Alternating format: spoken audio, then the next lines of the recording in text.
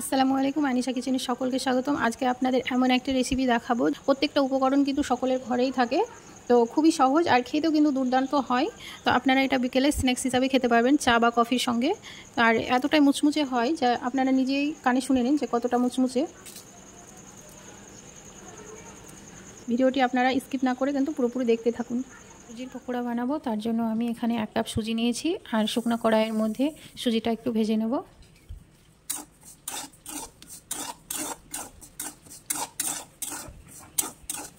সুজির মধ্যে একটু করে লবণ দিয়ে দেবো, দিয়ে আবারও ভালো করে নাড়াচাড়া করে নেব। সুজিটা ভাজা হয়ে গেছে, এখন আমি পানি দিয়ে এটাকে রান্না করে নেব।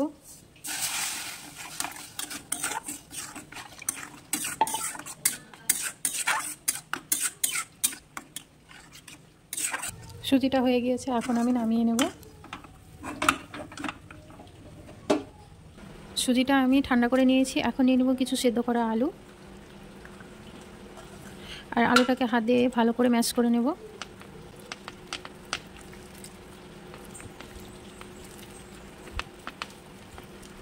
এবার দিয়ে দেবো পেঁয়াজ কুচি, কাঁচা লঙ্কা কুচি, এবার দিয়ে দেবো কালো জিরা, আর দিয়ে দেবো কিছু গোটা জিরে, সামান্য পরিমাণে দেবো লাল লঙ্কার গুঁড়ো, জিরা ও ধনিয়ার গুঁড়া, হলুদ গুঁড়ো, স্বাদ মতো লবণ, আর একটু করে দেব সাদা তেল। এবার আমি সমস্ত কিছু হাত দিয়ে ভালো করে মাখিয়ে নেব।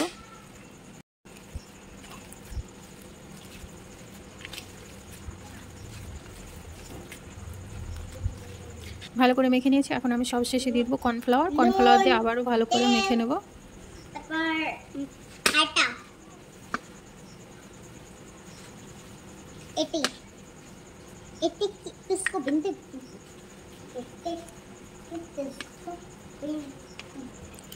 মেখে নেওয়া হয়ে গেছে, এখন আমি হাতের মধ্যে তেল লাগিয়ে নেব, পকোড়াগুলো তৈরি করে নেব।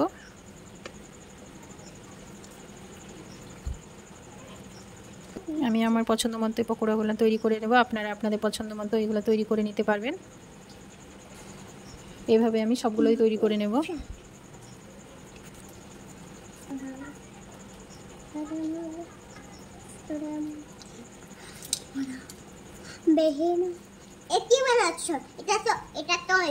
মিষ্টির মতো হয়ে গেল, এবার খেয়ে দেখি। সবগুলো পকোড়া তৈরি করে নেওয়া হয়ে গিয়েছে। একটা বাটিতে আমি কিছুটা পরিমাণ কর্নফ্লাওয়ার নিয়েছি, ওর মধ্যে দিয়ে দেবো লঙ্কার গুঁড়ো, লবণ, পানি দিয়ে আমি একটা গোলা তৈরি করে নেব।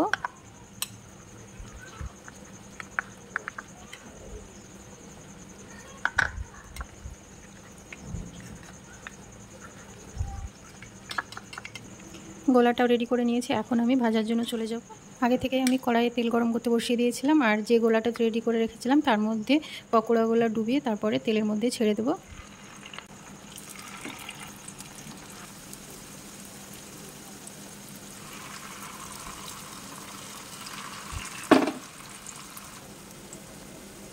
এবার আমি এগুলোকে উল্টিয়ে দেবো।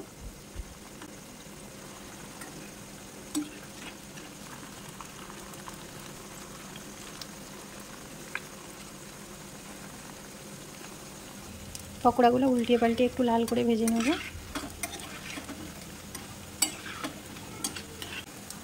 পকোড়াগুলো ভাজা হয়ে গেছে, এখন তেল থেকে তুলে নেব।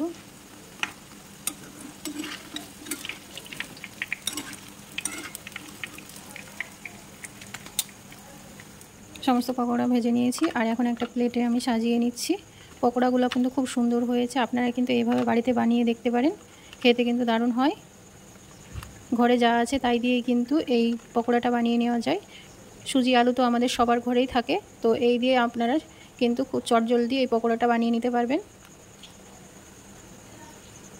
পকোড়ার সাথে খাওয়ার জন্য আমি নিয়েছি টমেটো সস, আর দেখুন কতটা মুচমুচে হয়েছে।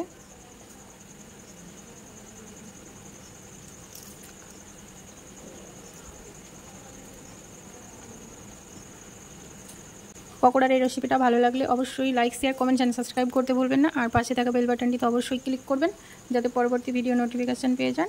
সকলেই ভালো থাকুন, সুস্থ থাকুন। আল্লাহ হাফেজ। আজকে এই পর্যন্ত, দেখা হচ্ছে নতুন কোনো রেসিপিতে।